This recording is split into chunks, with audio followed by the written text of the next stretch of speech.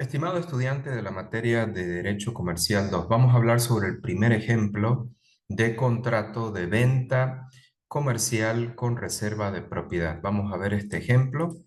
Les coloqué ahí los datos para que puedan elaborar el contrato. El contrato dice que el vendedor es una empresa dedicada al rubro de comercialización de lotes de terreno. El representante legal soy yo, Eduardo. El comprador sos vos.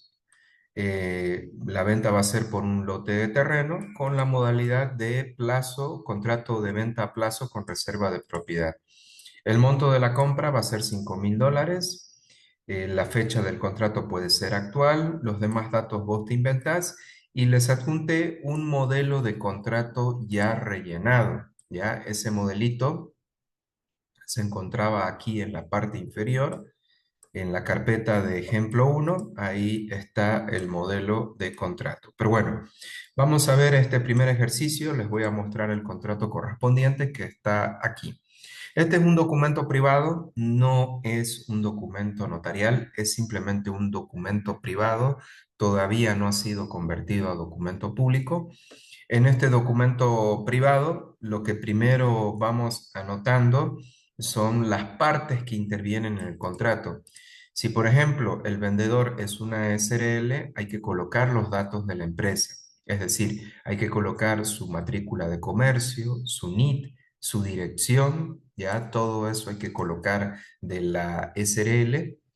Hay que indicar quién es su representante, que soy yo en este caso, y hay que indicar que tiene un poder de representación, ya incluso indicando la fecha de ese poder, ya.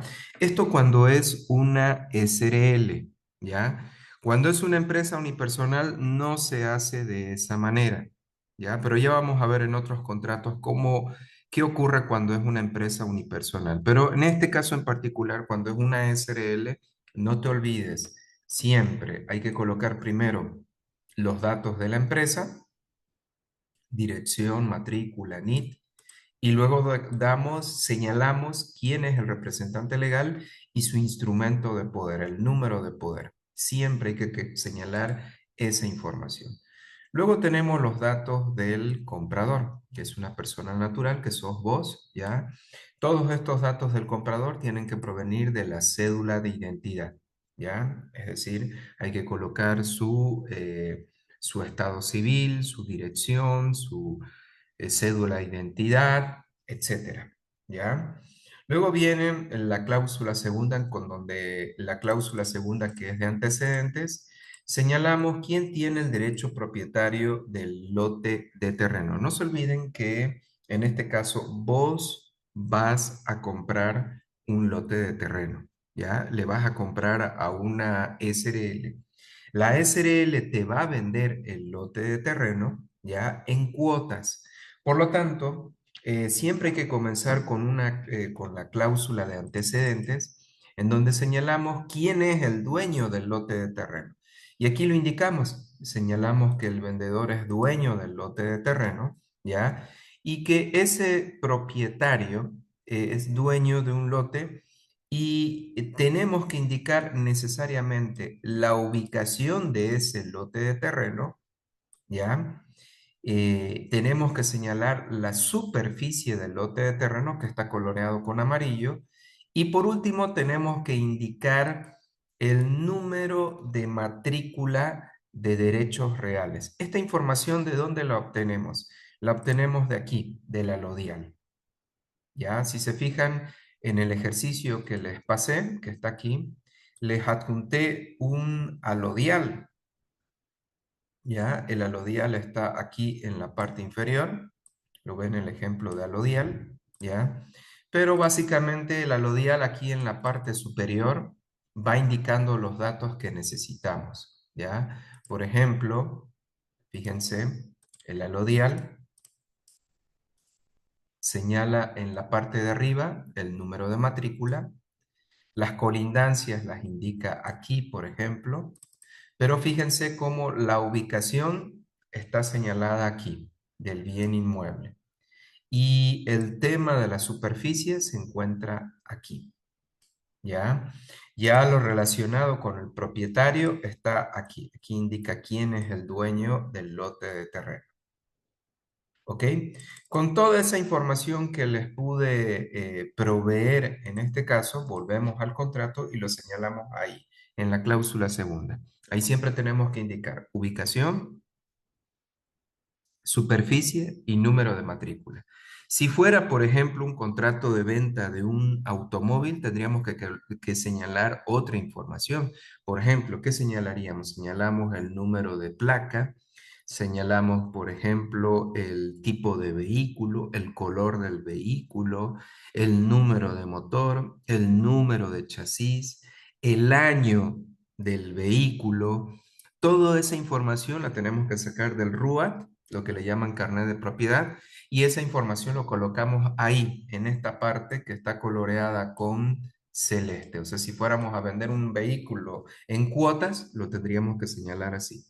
Si fuera, por ejemplo, una computadora, ¿ya? Si fuera un aire acondicionado, por ejemplo, en ese tipo de información ahí hay que señalar otro tipo de información. Por ejemplo, si fuera una computadora, tendríamos que señalar la marca, el modelo, el número de serie de la computadora lo tendríamos que indicar, ¿ya?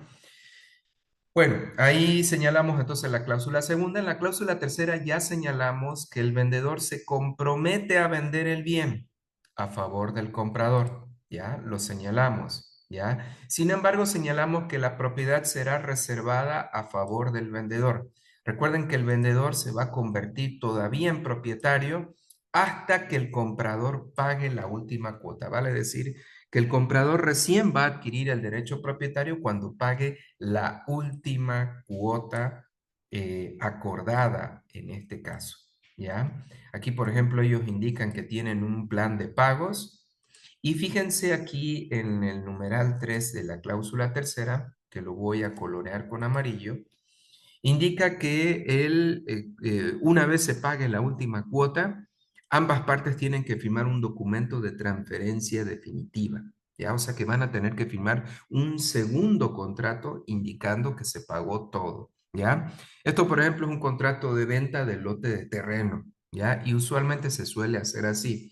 De igual manera, si vas a vender si sos una autoventa y vendes automóviles y lo haces con esta modalidad, vas a tener que hacer un segundo documento de transferencia de vehículo. Pero esto no es necesario cuando es venta, por ejemplo, de una computadora. Ya, si vendemos una computadora, no es necesario hacer un segundo documento. Con el primero es más que suficiente. Luego tenemos la cláusula cuarta donde señalamos el plan de pagos, ¿ya? El precio del lote de terreno y señalamos cómo se van a pagar las cuotas. Fíjate que cada cuota indica en qué momento se va a pagar. Por ejemplo, acá en la segunda cuota que voy a marcar con verde, señalamos que la cuota va a ser pagada el 10 de diciembre del 2024. Y como ves, cada cuota viene con sus fechas respectivas, ¿ya? Así que eso hay que tener mucho cuidado. Luego viene la cláusula quinta que indica qué pasa cuando no se pagan las cuotas, ¿ya? Esto ustedes, por ejemplo, lo vieron en la materia de Civil 3 que vieron el tema sobre la mora. Recuerda que mora significa retraso. ¿Qué pasa cuando el sujeto está retrasado, no pagó su cuota o sus cuotas? ¿Ya? Aquí, por ejemplo, ellos han incluido la mora automática. ¿Lo ven? Ahí incluyen la mora automática, está con color verde. ¿Y esto qué implica? Implica que ya no hay que mandarle una carta al comprador si está retrasado, sino que automáticamente llega la fecha y no paga la cuota, ya ingresa en mora automática. Les sugiero que revisen sus apuntes de la materia de Civil 3 para poder retomar esa parte, ¿ya? Aquí dice la entrega del lote de terreno. ¿Cuándo se va a entregar? Hay gente que acuerda que el lote de terreno se entregue siempre al pagar la última cuota. Hay otra gente que lo entrega con la primera cuota. Todo depende de cómo lo acuerden las partes. De igual manera, si yo tengo una autoventa y yo vendo un automóvil en cuotas, yo puedo establecer que el automóvil lo entreguemos recién con la última cuota o con la primera cuota. Depende de lo que acuerden las partes. Aquí, por ejemplo, viene la cláusula de límites y colindancias. Es decir, aquí señalamos las colindancias que hay al norte, sur, este y oeste del lote de terreno. Esa información, ¿de dónde la obtengo? Del alodial, que aparece aquí. Que como pueden ver, hay una partecita del alodial, ¿ya? Hay una parte del alodial que lo voy a marcar con color rojo, ¿ya? En la cual está aquí, ¿lo ven? Esos son los límites y colindancias. Esa información la debo colocar precisamente aquí, ¿ya? En la cláusula séptima. Si yo fuera a vender un automóvil, no pondría esta cláusula. Obvio, ya, obvio, eso no lo colocamos, ¿ya? Luego viene la cláusula octava, garantías del vendedor. ¿Qué garantías da un vendedor? Ustedes ya saben que aquí señalamos lo que son garantías de vicios ocultos, las garantías de evicción y saneamiento, la de buen funcionamiento, ya lo señalamos aquí. Luego viene la cláusula de duración del contrato y señalamos que el contrato va a durar hasta que se pague la última cuota. Luego viene lo de la resolución por incumplimiento. Ya saben que si no se cumple el contrato, las partes pueden demandar la resolución, es decir, la extinción del contrato, más pago de daños y perjuicios. Y por último, la aceptación de ambas partes con las firmas de ambas partes.